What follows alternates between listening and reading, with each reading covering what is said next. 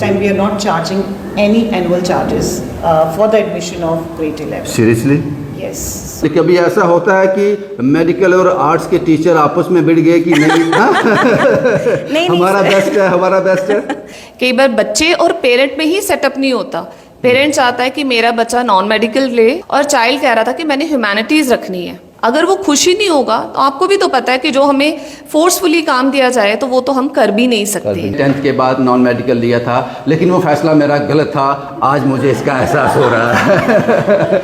गलत फैसला था, टू बी वेरी ऑनेस्ट, वो गलत फैसला था मेरा। शैमफोर्ड फ्यूचरिस्टिक स्कूल में हम एक ये चीज़ प्रोवाइड कर रहे हैं कि हम एक फाउंडेशन कोर्स दे रहे हैं बच्चों को, जो कि करियर ओरिएंटेड है, जो कि कॉम्पिटिटिव के लिए रहेगा, जैसे कि जेई का, ट्रिपल ई का, जो उनकी ट्रिक्स रहती हैं, बेस रहता है एनडीए के लिए। ये करियर ओरिएंटेड कोर्स यहीं से हमने बच्चे का स्टार्ट कराना शुरू कर दिया है, तो उनको कोचिंग की एटलीस्ट ज़रूरत नहीं रहेगी, ना ही हम ट्यूशन या कोचिंग कल्चर प्रमोट करते हैं। अगर सभी एडमिनिस्ट्रेटिव सब्जेक्ट्स जाएंगे तो फिर बिजनेस कौन करेगा? अगर सभी नौकरी करेंगे तो बिजनेस कौन करेगा? कहना है कि ईस्ट और west commerce is the best. Yes, we can say that. तो आज हम जो हैं टीचर्स की वजह से हैं, जो नहीं हैं टीचर्स की वजह से नहीं हैं। सो टीचर को एक अच्छा काउंसलर और psychologist, honest answer. Purpose is not to get the admission here. The purpose is the proper guidance is to be given to the students. बच्चे ने 10th के एग्ज़ाम दे दिए, रिजल्ट आने में अभी देर है। ये जीवन का वो पड़ाव है, यहाँ पेरेंट भी कंफ्यूज हैं और बच्चा भी कंफ्यूज है, उसको आगे क्या करना है। Medical, non medical, commerce, arts, confuse है। उसके पास लिमिटेड ऑप्शन है, या तो वो किसी के प्रेशर में आ जाए, या फिर अपने दोस्तों की सुने और या किसी के इन्फ्लुएंस में आकर कुछ भी चूज कर ले, जिसका पछतावा उसको आगे जाकर जरूर होगा। एक ऐसा स्कूल, एक ऐसा काउंसलिंग सेशन चला रहा है जो बच्चों को पूरी तरह से अवेयर करता है, उनको एक लाइट देता है कि आपको ये सब्जेक्ट लेना चाहिए, क्यों लेना चाहिए, और अगर नहीं लेना चाहिए तो क्यों नहीं लेना चाहिए। इस वक्त मैं हूं शैमफोर्ड फ्यूचरिस्टिक स्कूल में, बीरपुर जम्मू में। ये सेशन यहां चल रहा था और जब हमें इसकी जानकारी मिली, हमने ज़रूरी समझा कि ये आप उन पेरेंट्स तक इस वीडियो को पहुंचाया जाए कि ये स्कूल किस तरह से काम करता है। मेरे साथ ये सारी फैकल्टी है जो medical, non medical, commerce, arts से जुड़े हुए टीचर हैं, जो बच्चों को यहाँ गाइड भी करते हैं और पढ़ाते भी हैं। मेरे साथ स्कूल की प्रिंसिपल हैं। मैम, ये मुझे लगता है कि वन ऑफ इट्स काइंड ये सेशन आप चला रहे हो, मैंने पहले किसी स्कूल में ऐसा देखा नहीं। आपको भी यही लगता है कि 10th का जब बच्चा एग्ज़ाम देता है, पेरेंट्स भी कंफ्यूज होते हैं और बच्चा भी कंफ्यूज होता है, गलत स्टेप ले लेते हैं, गलत डिसीजन हो जाता है? Most of the time yes. होता इसीलिए है क्योंकि प्रॉपर गाइडेंस, प्रॉपर काउंसलिंग नहीं मिलती है बच्चे को, चाहे हम वो पेरेंट के कन्फ्यूजन की बात करें या बच्चों की कन्फ्यूजन की बात करें। देखिए, कहीं ना कहीं माइंड सेट सोसाइटल ये होता है कि ऑप्शंस जो है वो 4 स्ट्रीम्स हैं और उन 4 स्ट्रीम्स के आगे वही 4 प्रोफेशंस हैं, जबकि ऐसा नहीं है। आजकल की ऑप्शंस इतनी वाइडर हैं, स्कोप इतना ज़्यादा है, जिसके बारे में लोग अवेयर नहीं हैं, ना तो पेरेंट्स ना ही बच्चे। कहीं ना कहीं हमने शुरू से ही ये कोशिश की है कि इस चीज़ के बारे में हम पेरेंट्स को भी अवेयर करें, बच्चों को भी अवेयर करें, और maximum counselling. See, purpose is not to get the admission here, the purpose is the proper guidance is to be given to the students. आपको लगता है कि कुछ पेरेंट्स, स्टूडेंट आपके पास आए हैं काउंसलिंग के बाद, उन्होंने अपना इरादा बदला है, जो डिसीजन वो लेकर आए थे चेंज किया उसमें? बिल्कुल, काफ़ी टाइम ऐसा हुआ है कि एक बच्चे ने कुछ और स्ट्रीम ऑप्ट की हो, and with the guidance and counselling by the expert staff, हमारा जो भी स्टाफ है, चारों स्ट्रीम्स के जितने भी हमारे हेड्स हैं, ऑल आर एक्सपर्टीज़, और उनसे गाइडेंस और काउंसलिंग लेने के बाद ही बच्चे ने डिसीजन जो है वो चेंज किया है। बिकॉज कहीं ना कहीं बच्चे को एक तो अपनी कैपेबिलिटी कई बार नहीं पता होती है, और दूसरा, जैसे कि मैंने आपको बताया कि ऑप्शंस ही नहीं पता है। Like my son wants to go for medical, but उसे पता है कि मेडिकल में जाके मैं डॉक्टर बनूंगा, but what if the child is not able to clear anything? क्या डॉक्टर के बियॉन्ड भी कोई ऑप्शन है?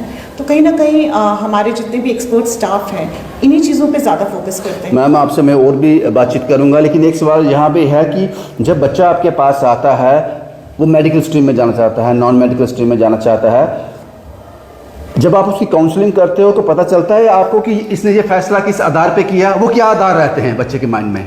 देखिए बहुत सारे फैक्टर्स होते हैं और जैसे कि मैंने आपको कहा हम कोशिश करते हैं कि हम बच्चे के जितने भी माइंडसेट है या किस बेसिस पे बच्चे का डिसीजन रहा है, पहले तो हम ये देखते हैं कि बच्चे ने डिसीजन क्यों लिया है।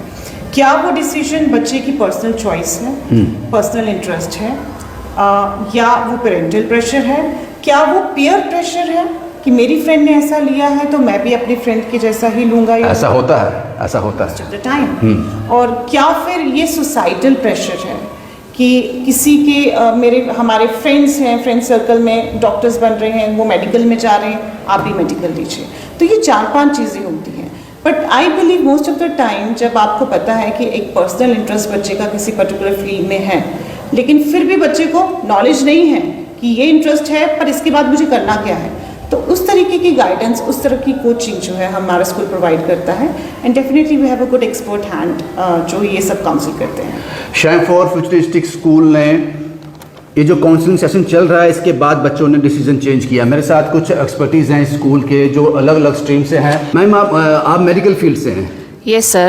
I'm Balvinder Chaudhary. I'm actually of medical stream of Shemford Futuristic School. Ma'am सबसे पहला सवाल कि जो बच्चे आपके पास आते हैं, जैसे कि मैम ने बताया कि 3-4 फैक्टर हैं कि वो क्यों लेना चाहते हैं मेडिकल।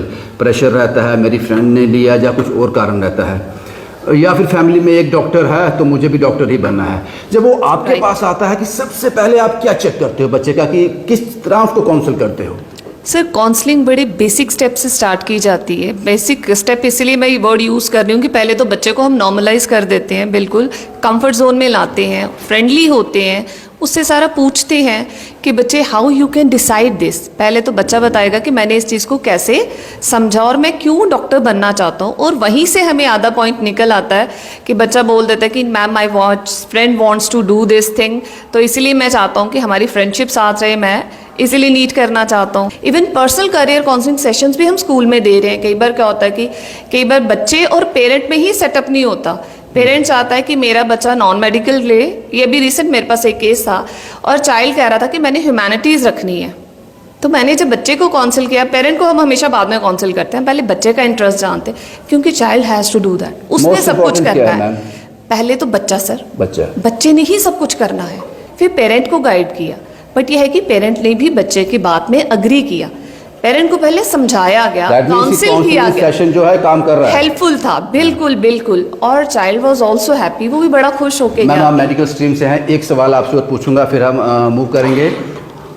एक मिडिल क्लास का जो बच्चा आपके पास आता है, बहुत इंटेलिजेंट है, कैलिबर है उसमें, उसको डॉक्टर बनना है, लेकिन ये भी हम इस बात से भली भांति परिचित हैं कि अगर तो उसने सीट निकाल ली, नीट क्रैक कर लिया, उस नंबर में फॉल कर लिया, तो उसको सीट मिलेगी। अदरवाइज मिडिल क्लास जो है वो सीट खरीद नहीं सकता, इन करोर्स वो खरीद नहीं पाएगा। उसकी ज़िंदगी तो उसको लगेगा कि मैंने तो डॉक्टर बनना था, नीट का एग्ज़ाम क्रैक नहीं कर पाया, मेरी ज़िंदगी बर्बाद हो गई। ये बिल्कुल सर एक सेंटेंस में इसको चेंज करूँगी कि बच्चे की ज़िंदगी शुरू होती है आफ्टर द 12th, और हम बच्चे को जब काउंसलिंग देते हैं, उस काउंसलिंग में हम बच्चे को यही चीज़ समझाते हैं कि जब आपका नीट क्लियर नहीं होता तो गिव अप नहीं करना, we have a lots of scope, क्योंकि वो सोसाइटी नहीं रही कि सिर्फ मेडिकल रखा है तो मुझे डॉक्टर ही बनना है, डॉक्टर नहीं बना तो फिर मेरा करियर ख़त्म। नो, अब तो करियर स्टार्ट होता है, अब तो टाइम चेंज हो चुका है। क्योंकि पहले टाइम ऐसा नहीं होता था, बट हर एक स्पेसिफिक सब्जेक्ट की स्पेशलाइजेशन हो गई है, ऑनर्स करते हैं, जैसे फिजिक्स, केमिस्ट्री, बायो, हमारे पास मेन मेडिकल में 3 सब्जेक्ट्स हैं, ठीक है।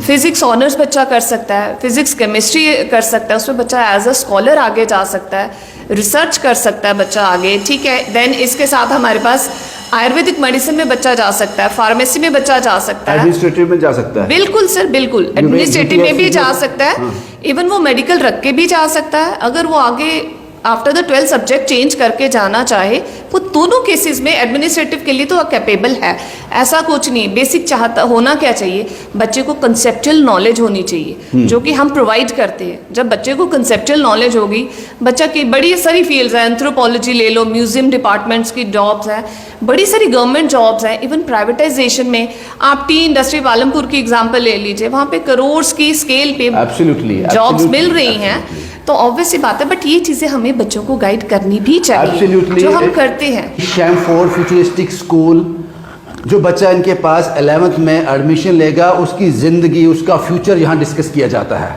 मुझे लगता है कि ये कहीं नहीं होता। मैम आप आर्ट्स स्ट्रीम से हैं, जी सर। किस तरह से आप बच्चे को काउंसिल करते हैं जो आपके पास आता है? क्या आपको लगता है, क्या चीज़ उसमें आप देखते हैं? सबसे पहले अगर मैं बात करूं कि आर्ट स्ट्रीम की, अभी तक हमने जितने भी इंटरव्यूज़ आपने सुने होंगे, ज़्यादातर फोकस किया जाता है, आप बायो ले लीजिए, फिजिक्स ले लीजिए, केमिस्ट्री ले लीजिए। एक ह्यूमैनिटीज़ एक ऐसा स्ट्रीम है जिसको हमने कभी भी इतनी लाइमलाइट नहीं दी और हमेशा स्टीरियोटाइप करके रखा। लेकिन आज के टाइम पे ट्रेंड चेंज हो गया और सबसे ज़्यादा स्कोप मैं यही कहूँगी कि ह्यूमैनिटी में डेवलप हुआ है।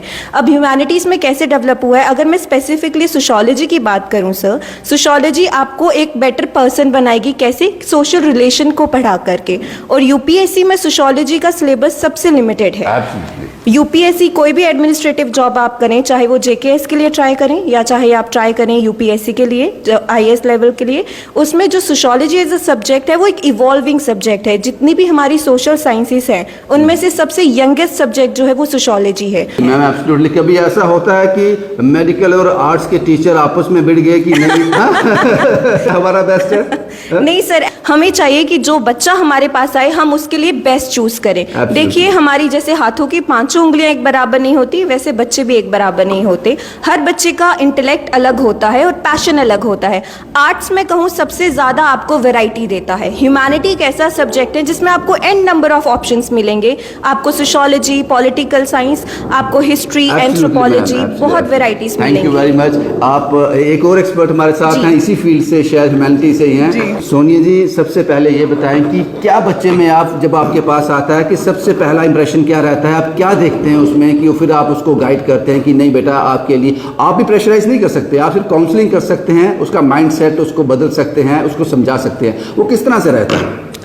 वेल, जो मेरा पर्सनल एक्सपीरियंस रहा है, जितना भी मैंने टीचिंग किया है, so whenever a child has come to me, I am expert in history, so majorly, तो मैंने ये देखा है कि जब आर्ट्स में बच्चे आते हैं मैक्सिमम अपनी चॉइस से आते हैं। और usually recently I have experience like 2020 के बाद से मेरा एक्सपीरियंस रहा है टीचिंग का, जो स्कूल के साथ मैंने देखा है स्टूडेंट्स या children with 80%, 70% they are opting for arts now these days.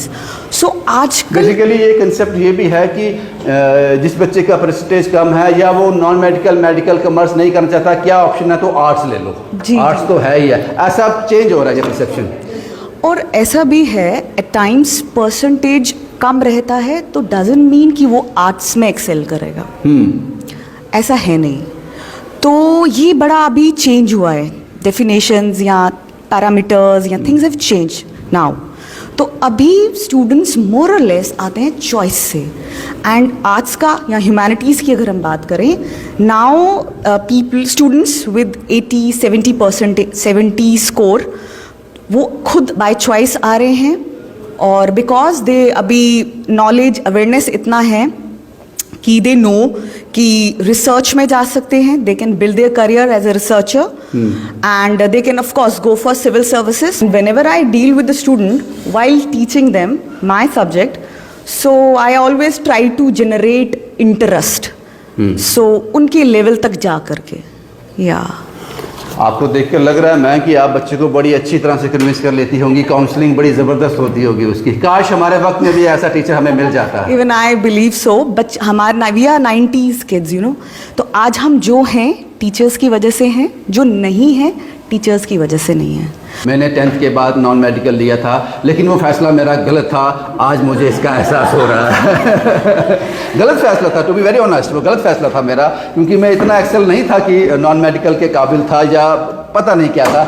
Ma'am आप इसी फील्ड से हैं, नॉन मेडिकल से ही? जी, मैं नॉन मेडिकल फील्ड से हूँ। मैं Madhu Parmar, HOD of non medical stream. बच्चे ये बाई चॉइस ही लेते हैं नॉन मेडिकल। इसका ये ज़रूरी नहीं है कि बच्चे की कम परसेंटेज हो तो वो बच्चा नॉन मेडिकल नहीं ले सकता, वो श्योरली ले सकता है। उसमें एक रेगुलरिटी, एक जो है वो उसका अपना पैशन, ये दोनों निखर के आते हैं। रेगुलरिटी इसलिए कि ये एक ऐसे सब्जेक्ट्स हैं जिसमें डेली पढ़ना पड़ता है और बच्चे जो हैं वो उसको ले भी लेते हैं, अच्छे से उसको समझते हैं, कर भी लेते हैं। हाँ, अगर वो बच्चा जो है वो नॉन मेडिकल लेके, उन सब का एक ही ड्रीम होता है कि वो बच्चे जेई मेंस में जाएं, एडवांस में जाएं, लेकिन बच्चों को डिसअपॉइंट नहीं होना चाहिए। अगर जेई मेंस और एडवांस में बाई चांस उनकी सीट नहीं भी निकल पाती है, यही मेरा सवाल था कि नॉन मेडिकल का मतलब इंजीनियर तो नहीं है। वो बच्चे जो हैं वो किसी और दूसरी स्ट्रीम में जा सकते हैं। बैंकिंग उनके लिए रखा हुआ है, वो बहुत अच्छा जॉब है। बैंकिंग में बच्चा जा सकता है, लॉ में बच्चा जा सकता है, और भी बहुत सी मल्टीपर्पज़ वैरायटीज हैं। नॉन मेडिकल में रहने के बावजूद ये ऑप्ट कर सकता है, वो ये स्ट्रीम में जा सकता है। हाँ, वो सभी स्ट्रीम में जा सकता है। नॉन मेडिकल के बाद वो बच्चा कहीं भी, अगर उसको फील इसका मतलब नॉन मेडिकल का मतलब इंजीनियर नहीं हो सकता फिर सिर्फ इंजीनियर ही नहीं है। अगर बच्चे को लगता है कि आफ्टर 12th मेरा जो है वो नॉन मेडिकल स्ट्रीम मेरे को ठीक नहीं लग रहा है, वो स्विच कर सकता है। वो कॉमर्स ले सकता है, वो ह्यूमैनिटी ले सकता है, उसमें वैरायटी ऑफ द सब्जेक्ट्स हैं, वहाँ पे वो जा सकता है। एब्सोल्युटली। एक बार आप इस बात को गौर कीजिए कि शैमफोर्ड फ्यूचरिस्टिक स्कूल क्या कुछ कर रहा है अपने स्कूल में बच्चों के लिए। जाहिर सी बात है, मैंने पहले कहा, उसको मैंने मजाक में किया, लेकिन ये बहुत ज़रूरी है। अगर ये काउंसलिंग मेरे वक्त में हुई होती तो मैं नॉन मेडिकल नहीं लेता। सर, मैं आपसे भी बात करना चाहूँगा, आपका नाम क्या है और आप किस स्ट्रीम से हैं? सर, माय नेम इज सहज Gupta and I am from commerce stream, HOD commerce. Commerce का मतलब क्या, बैंकर, CA या कुछ और भी? सर, कॉमर्स एक बड़ी वास्ट फील्ड है। कॉमर्स सिर्फ CA या सिर्फ बैंकर नहीं है। हाँ। कॉमर्स एक बहुत ज़्यादा वास्ट फील्ड है, जहाँ पे आप ट्रेडिंग को लेके, जहाँ पे आप सर्विसेज को लेके आप प्रोवाइड करते हो अपने स्टूडेंट्स को या फिर अपने बच्चों को, उनको कैरियर काउंसलिंग जो है वो प्रोवाइड करते हैं। जैसे हमारे कॉमर्स में मेनली जो स्ट्रीम्स आजकल बच्चे जो ऑप्ट कर रहे हैं वो CA की तरफ जा रहे हैं, CS की तरफ जा रहे हैं एंड CMA की तरफ जा रहे हैं। CA तो आपने सुना ही होगा, बहुत कॉमन, चार्टर्ड अकाउंटेंट। मैं बस इतनी चीज़ कहना चाहूँगा कि अगर सभी एडमिनिस्ट्रेटिव सब्जेक्ट्स जाएंगे तो फिर बिजनेस कौन करेगा? अगर सभी नौकरी करेंगे तो बिजनेस कौन करेगा? तो बिजनेस का भी किसी को सोचना चाहिए कि नहीं करना चाहिए। और एक चीज़ नौकरी का मैं ये कहूँगा कि हमारी सैलरी फिक्स रहनी है। आप मंथ के बाद अगर आपकी सैलरी 80,000 है तो अगले महीने भी आपको 80,000 ही आना है, और इससे अगले मंथ भी आपको 80,000 ही आना है। बट आप बिजनेस क्यों नहीं सोच रहे, जहाँ पे आप अपने एफर्ट्स की वजह से 80 से 90 बनाइए। सर, क्या नाम बताया आपने अपना? सहज गुप्ता। सहज साहब, आपका कहना है कि ईस्ट और west commerce is the best? Yes, we can say that. Thank you Sahaj साहब, ये सारी जानकारी के लिए। एक बार फिर मैं मैम आपके पास आऊँगा। मैम, ये कंसेप्ट कहाँ से आया, ये सोच कहाँ से आई कि इस तरह की काउंसलिंग सेशन हमें अपने स्कूल में चलाने हैं? आपने सोसाइटी में देखा कि इस तरह की जो विडंबना है, जो कन्फ्यूज़न है पेरेंट्स और स्टूडेंट्स की, किस तरह से आपका ये शुरू किया आपने? देखिए, मुझे लगता है ये सेशन जो है ये पहले से ही माइंड में सभी स्कूल्स में होनी चाहिए। रीज़न बीइंग कि not only for the student जो हमारे साथ जुड़े हुए हैं शुरू से, उनका माइंडसेट तो हम वैसे ही उस तरीके से तैयार करते हैं, बट कहीं ना कहीं हमें लगता है कि जो बाकी बच्चे भी हैं उन्हें भी इन गाइडेंस की बहुत ज़्यादा ज़रूरत है, क्योंकि ये कन्फ्यूजन हमारे टाइम पे इतना नहीं था, आजकल ज़्यादा है। क्योंकि आजकल स्कोप ज़्यादा है, आजकल ऑप्शंस बहुत ज़्यादा है। तो हम कोशिश करते हैं, हमारा स्टाफ कोशिश करता है कि जितने भी कॉन्सेप्ट्स हैं उनके, वो बेसिक्स जो हैं उनके वो यहीं क्लियर हों। स्पेशलाइज जो है वो कोचिंग की जो है वो यहाँ पे ही हम अपने अंदर ही अवेल करें, ताकि इनको बच्चों को ज़्यादा बाहर जाके किसी भी एक्स्ट्रा कोचिंग वगैरह की। मैम, अभी 10th के स्टेट बोर्ड के रिजल्ट पे निकलने वाले हैं। कुछ बच्चे पहले भी एडमिशन ले लेते हैं, कुछ बाद में लेते हैं। उनके लिए क्या ऑप्शन है शैमफोर्ड फ्यूचरिस्टिक में? देखिए, admissions are still open with us, and on the top of it we are giving offer also. This time we are not charging any annual charges for the admission of grade 11. Seriously? Yes, so there is no. यकीन करना मुश्किल होता है, जो स्कूलों की इस वक्त हालत चल रही है वो बड़ा अमाउंट चार्ज करते हैं। आप 11th में जो एडमिशन लेगा उससे कोई आप एनुअल चार्जेस नहीं ले रहे हैं? We are not charging any annual charges. हम ट्यूशन फी ले रहे हैं, and any child or any parent who is interested, they can come to school. It's not only about getting the child enrolled, but yes, like I said, हमने पहले भी बताया कि हम बच्चों को काउंसिल भी करते हैं, so they can just come and visit the school and get counseled as per their requirement and choice. शुक्रिया मैम हम सबसे हमें बात करने के लिए, क्योंकि ये काउंसलिंग सेशन अभी चल रहा है यहाँ पर। हमने थोड़ा वक्त मांगा स्कूल से कि हम ये आपका ये सेशन, आपकी ये सोच, आपकी ये थिंकिंग उन सब पेरेंट्स और स्टूडेंट तक पहुँचा सकें। शुक्रिया मैम हमें वक्त देने के लिए। इस हमारे जाने के बाद ये सेशन फिर से शुरू हो जाएगा। सोच सिर्फ इतनी थी, मंशा सिर्फ ये थी कि पेरेंट और स्टूडेंट पूरी तरह से अवेयर हों, लाइट उनको मिले कि उनका बच्चा ज़िंदगी में क्या करना चाहता है और जो भी करना चाहता है एक्सेल करे। इस सेशन का मतलब सिर्फ ये है, एक सही दिशा देनी। शुभम कुमार के साथ Ravindra Singh, the state sentinel के लिए।